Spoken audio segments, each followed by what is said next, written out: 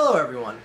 I'm back in the United States of America, back from my trip to the Dominican Republic with Girlfiend. Now, I made a video about this while I was on the trip last week, and I'm sorry if I'm hot and sweaty. I was just out mowing the lawn. It's hotter than a motherfucker out there. Anyway, yeah, welcome back. I just want to make a trip summary video here for you. I made one obviously while I was on the trip, showing you some of the resort we stayed at. By the way, two of you were able to guess where it was. One of you said the place looks like it was settled by Spain. It looks Spanish, so it must be a place like the Dominican Republic. One of you actually said the Hard Rock Hotel, Casino and Resort in the Dominican Republic. So one of you nailed it correctly on, one of you got the exact country that we were in. Those were the only two people I saw that got that correctly. Anyway, I just want to make a summary video here because this was a very unique experience. I've never traveled to that poor of a country in comparison to my country of the United States. And it was a very unique experience on a number of levels, and I just want to share a lot of the experiences I had there with you guys, because I'm sure a lot of you guys out there don't get to travel outside the confines of your own country, or one as economically challenged as the Dominican Republic. I don't mean that as a knock on them. I mean it's just a total different atmosphere, and it's not necessarily all a bad thing. And I just want to go over a lot of that here with you, and just kind of give you guys a summary as well, because I've said before, I take my YouTube money and I put it into a vacation fund and fund my vacations with it. So the least I could do to thank you guys for helping fund my vacations is give you some sort of trip report. I don't know. Anyway, it's the least I could do. And I'm going to share pictures of the trip as well here. So for those of you that care about watching these daily blog type channels, this is the closest thing you're going to get on a channel like mine to getting some sort of daily blog. Not that there's anything wrong with those videos, but it's just something I want to do on a regular basis. Anyway, Dominican Republic. I'm just going to start with the plane flight in and what I noticed right off the bat. Now, I like looking out the side of the plane when I'm flying into someplace new, and just seeing what it looks like comparatively from other plane flights. And the one thing that struck me right off the bat flying in the Dominican Republic is just seeing the lay of the land and seeing dirt roads everywhere. Now, I'm used to flying into numerous cities in America, and you see paved roads everywhere, and buildings and factories and all this other stuff, and it was just green, few houses, a building or two here or there, no large skyscrapers or anything like that. And it just puts things into perspective right off the bat that this isn't as economically diverse as a country as I'm used to in the United States. Again, not that there's anything wrong with that, but it puts things into perspective right off the bat to when we actually landed and we got to the airport, and the airport was an open air structure. It wasn't like a closed building. It was a building on literal stilts and a roof that was tethered out of palm tree leaves. I mean, it may sound like I'm exaggerating about that, but that's literally what it was. And it was just like, wow, this is something I've never seen before at an airport. And another thing that took a lot of the tourists off guard, I flew down there with Girlfiend, and we'd never flown to the Dominican Republic before. There was a number of tourists that were coming back. Some of them were coming apparently a number of times just this summer alone. Is the government there just decided for whatever reason to have a $10 entry. It was like a tourism tax or something like that. You needed to buy a tourist card, which it wasn't a card, it was just you pay $10 and it allows you into the country. They apparently hadn't done this before, and a lot of the tourists were getting mad about this, even to the point where the people in front of Girlfiend and myself, the one guy is like pulling out his like travel documents and everything he paid for. He's like, I paid all the proper fees to get in here, and he's yelling to like one of the customs agents about this. He's like, it was like, this is ridiculous. I don't have to pay some $10 fee to enter here. I paid every single fee that I've paid every other time I've come to your country. And like, he's like going off, and I'm just like, wow, dude, calm down. It's just $10. And on top of that, this is a third world country where a rule like this can just magically pop up, and if it does, I'm sorry, you just have to deal with it. And again, it was just $10. I'm like, all right, I have no problem. Whatever miscellaneous tourist fee this is, here's $10. Just let me in. I have no choice. What am I going to do? Sit in the airport until the fee vanishes? It's not an option. Pay the fee. And the fact that this guy's yelling and like, you're in a foreign land and you're getting so uppity over $10, it made things uncomfortable at first. And I'm just like is this the example of like the ignorant American that gives American tourists a bad name? Because like that's what I saw. I'm like it's no wonder you hear people slight American tourists. If like this guy's getting so fucking uppity over $10, shut your mouth, pay the fee, go have a good time, milking the resources of a third world nation, which is pretty much what you're doing, but we'll get to a little bit more on that in a second here. So anyway, right off the bat, like, you know, I'm uncomfortable on this trip, so I'm like, oh my god, we haven't even got out of the airport yet, and things are, you know, kind of shaky. So we're in that line, pay that $10 fee, then you go into the customs line for where you show them your passport, and then, you know, they stamp it with the date and the country logo and whatever else.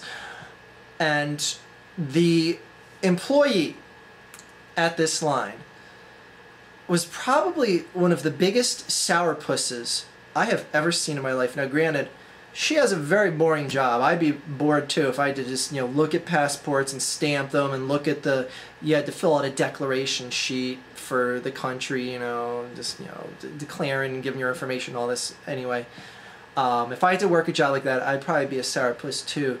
But it was to the point where I was just like, I was even more uncomfortable.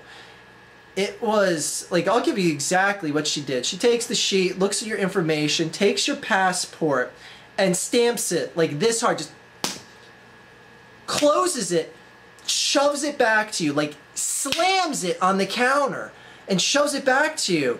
Like, no hello or hola, anything like that.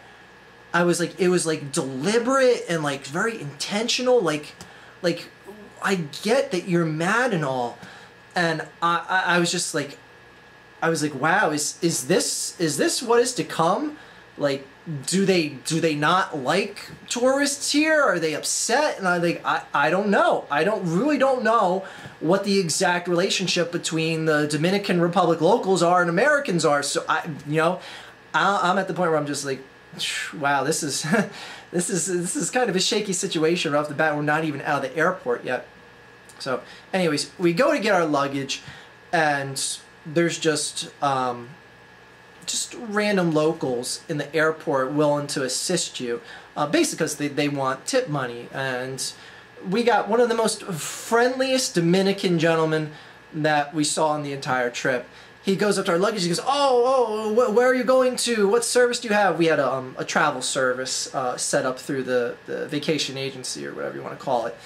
And like, you know, we told him our agency name. He's like, oh, okay, yeah, they rendezvous over here and all this other stuff. And he takes our luggage, it takes us over to the proper place and everything. It was really helpful because we have no idea where to go in this airport, and everything's, you know, wrote in Spanish or written, whatever. Anyway.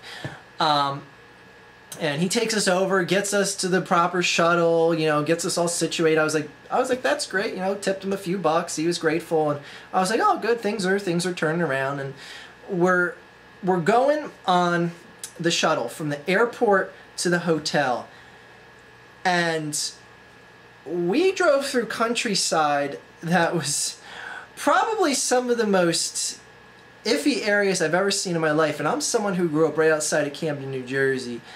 The places we drove through were desolate, impoverished. It's like places it didn't look like I wanted to get out of the car. It looked like there was no sort of order. It was It was chaotic. One of the biggest, like, you know, intimidating things was there was like just all this traffic, all these people, roads with, I shit you not, we drove through cities with not one single stoplight. Like, not one single stoplight. And we're just driving through these areas, and I'm explaining how bad this area looked for a reason, and we'll get to that in a second. It was some of just the most poorest, decrepit, just society and just structure and all that other shit that I'd ever seen in my life. And I was like, just like, wow, where are we? And then a few miles down the road, we hit the resort strip. It's all a bunch of American and some other foreign-owned resorts, and it's some of the most beautiful anything you'll ever see. It's beautiful palm trees, grass, beautiful structures, casinos, lobbies, all this other shit, and it's like you look down behind you, it's like decrepit buildings 20 feet that way, beautiful posh palace this way.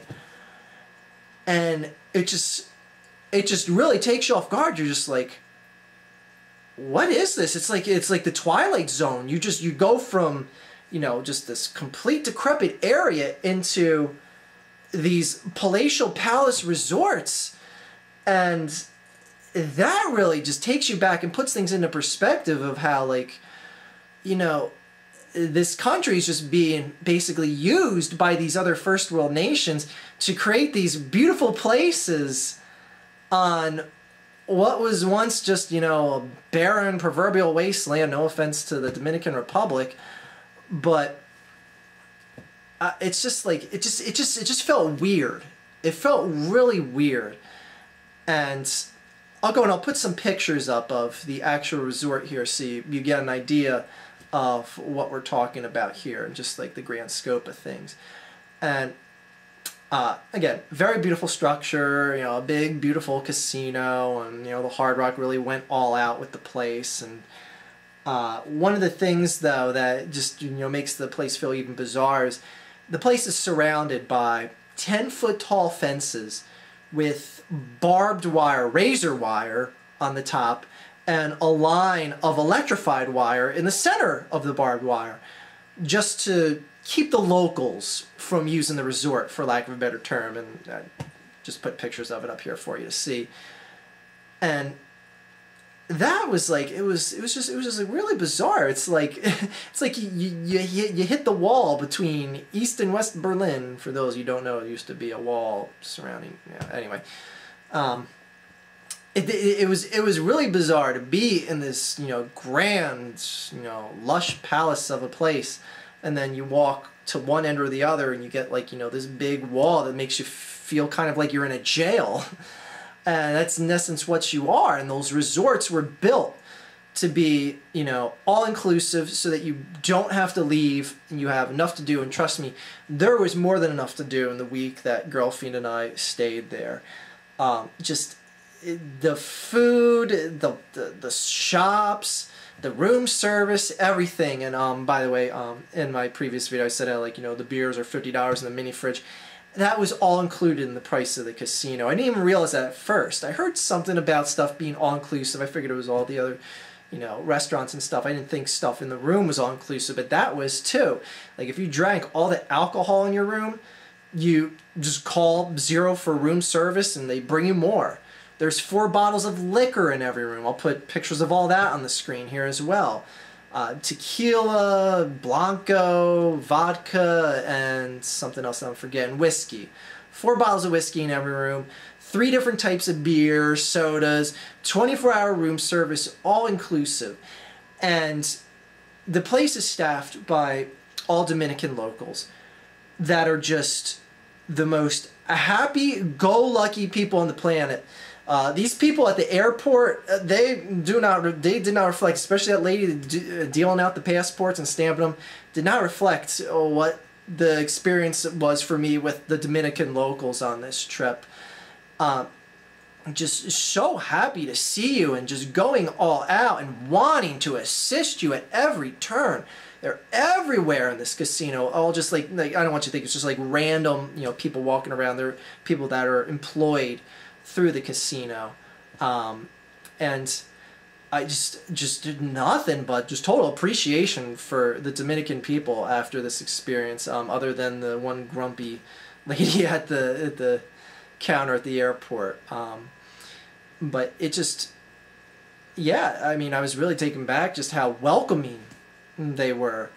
And again, this trip, it really puts things into perspective of how, the first world, quote unquote, uses the third world for something as, simplistic as a vacation resort.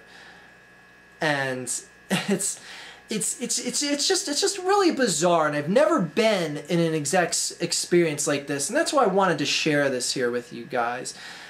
Just to, like, a lot of people aren't aware that, like, in these, quote unquote, third world wastelands, as a lot of people like to say, and I said that earlier, but I mean, I don't mean it as a knock, like, oh, the Dominican Republic just should be wiped off the earth or anything like that.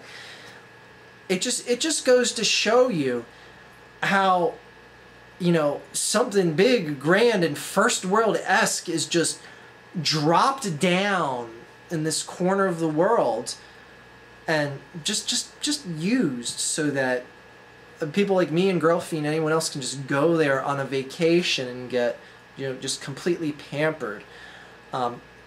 It was a great experience and a great time, but at the same time, it had its moments of awkwardness to it too, and it's thought-provoking is what I'm getting at.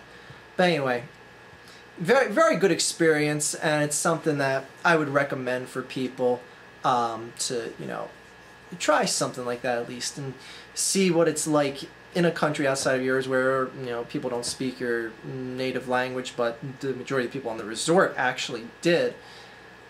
And I'm trying to think if there's anything else I want to cover there, and apparently everyone drives around in mopeds and they have no problem, like, cutting in front of traffic, not wearing a helmet, and I also read that it's illegal to have an abortion under any circumstance in the Dominican Republic. Very big Roman Catholic country, apparently. Anyways, just a random fact I wanted to throw out there. But yeah, it was a fun trip, and I would do something like that again. Maybe not exactly back in the Dominican Republic. That was the first time I took part of a trip where everything was like all-inclusive. That whole just, psychology of, I can go out to dinner tonight and not have to pay a thing, obviously. You tip. You don't want to be a fucking asshole and not tip. Other than that, I mean, it's great just, going out and just eating or getting room service every day and getting, drunk off your ass and not having to drive, and go to the beach and unfortunately see some very large Europeans wearing Speedos and Americans doing the same. And anyway, that's whatever. Anyway, very cool trip, very fun time, and glad to share this experience here with you guys. And I'm trying to think, why exactly was I going there in the first place?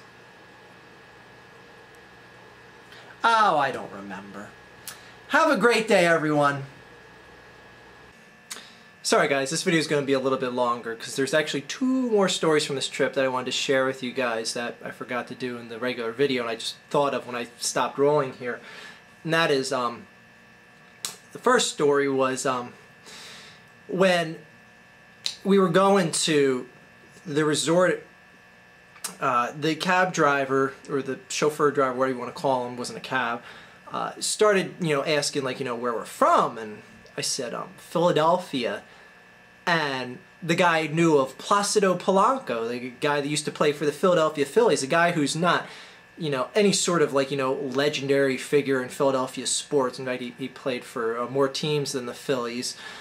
And just to it just goes to show you that this guy remembered a name of a guy that played for a team just a handful of years, who was by no means, any super great baseball player. He's a decent baseball player, and it just goes to show you what, like a superstar this guy became, just because Placido Blanco, by the way, is from the Dominican Republic, that just, the average chauffeur driver would remember, a player like that, a guy who's, I don't even think he's playing baseball right now. He's not in the Phillies. I'm trying to think who he got traded to. But anyway, actually, he got free agents. But anyway, the guy, started talking more about baseball, and I started naming like other Dominican players, like Albert Pujols, and I then said someone like Alfonso Soriano, and he goes, the driver's like, no, I don't like Alfonso Soriano,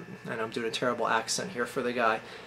I was like, well, why not? I figured it's because like Alfonso Soriano's career has dropped off in recent years, and he's nowhere near as good as he used to be. And the guy goes, well, I like Big Papi, David Ortiz from the Boston Red Sox, and that's my team. And I can't root for someone who played for the evil Yankees. I was like, oh my God. Not only is this guy a follower of a foreign sport, but he knows enough about the etiquette of the sport in that if you root for the Red Sox, there is no fucking way you can root for the Yankees. And even though this guy, Alfonso Soriano, had an allegiance to the country in which this guy lived in, the Dominican Republic, both being from there, he couldn't root for him because he played for the Yankees. I was like, I think that is fucking great. This guy, he adopted this American sport to such a level that he follows it to the extreme that like a Boston Red Sox fan would follow it. Like a Boston Red Sox fan would probably be like, screw Alfonso Soriano, he used to play for the Yankees, fuck him. Like that's like the mindset he has. That was great. All right, now the second story I want to share with you happened in Philadelphia International Airport. We walk in, go through put our bags down, Girlfriend and I put our bags down on the little, conveyor belt with the x-ray machines and stuff. And I go through they have like the little spinner things that do like the bomb detection, like you stand and put your arms up and it scans your body and all that. And I walk out. When Girlfriend does it, the bomb detector goes off. And I'm like, well, that's weird. Unless my girlfriend is some sort of terrorist I didn't know about who planned on bombing a plane, this is like news to me, and I'm like, oh, that's weird, it must be a mistake, they're just gonna let her go through. And then like, they didn't fuck around at this point. They brought over extra agents and police and stuff that started coming to the area, and they take her into a room, into a secluded room, and I'm like, holy shit, what's going on? I was like, alright. And I'm kind of just like standing there. I'm like, alright, this is obviously a mistake. She's just, going to be talked to for a second. They're going to let her go. And like, it's to the point where I'm just like kind of standing there for a minute or two. And I realize, the TSA agents realize that I'm with her. And like, I see one of the agents like, whispering to the other, and like they're pointing at me like, yeah, he's with her. And like, they're shaking their head and stuff. And I realize I'm being monitored. And so now, I'm like being like, a hyperphobe or whatever, like, trying to be like, oh, I guess I gotta look calm or casual, or else they're gonna think something's up. And like, the more I start concentrating, I'm like, all right, I'll just sit here and I'll just act normal. And I'm like, all right, I think I'm pacing. I better stop pacing. All right, what would I do? Should I scratch my ear? Should I? I was like, oh my God, they're like watching me and they're interrogating my girlfriend in a secluded room right now, and I'm like, holy shit, what's going on? And I'm just like, I just gotta act calm, because nothing's wrong. My girlfriend doesn't want to bomb an airplane or anything like that. And anyways, they let her out a few minutes later, and the agents talk to the other agents. They say, everything's fine, and it was just like a miscalibration with the machine or something, and they searched her and all this, and they didn't find any like bombs in her vagina or anything like that. And but anyway, it was a really bizarre moment. And again, I don't know what my girlfriend had on her to set off the bomb machine, but whatever. And it just showed you how how seriously they take, because when that machine signals something, they don't fuck around. And they had extra agents over, and Like, you know, if you look at Girlfriend compared to me, she's a full foot shorter than me. Doesn't look like she'd, you know, harm an infant child if she had to, or could. Anyway, two more stories I wanted to share with you guys. And anyway, it was a great trip, fun times, and me and Girlfiend finally got to have a vacation in another country together. That is all.